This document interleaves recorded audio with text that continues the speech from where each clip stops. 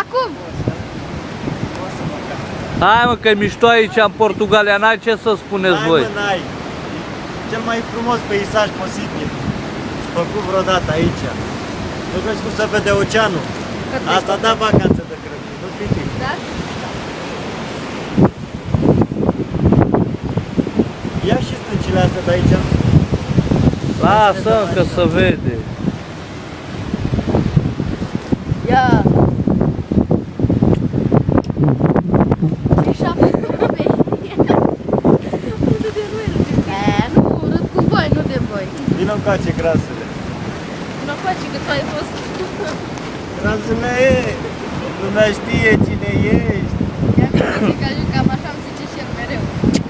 Băi Pedro, și cum îți spuneam, video ăsta o să rămână toată viața noastră. Vreau să fie adevărat ce ai zis tu, și cu Doge, și cu ăla la Lamborghini. Nu Lamborghini, tată, că ăla costă bani. Audi-l ăla, ce zicea el. Lasă la Lili. el, lasă la el filmarea și vino încoace să te am și pe tine.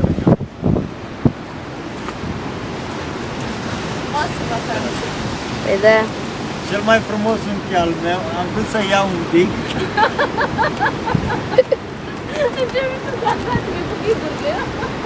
Da. Ia și așa, întoarce-te puțin până încolo. M-am întors eu. Așa. Șeful!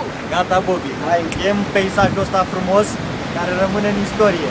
Îl dau cu 2013, era să zic, vine mânca, ha, striga!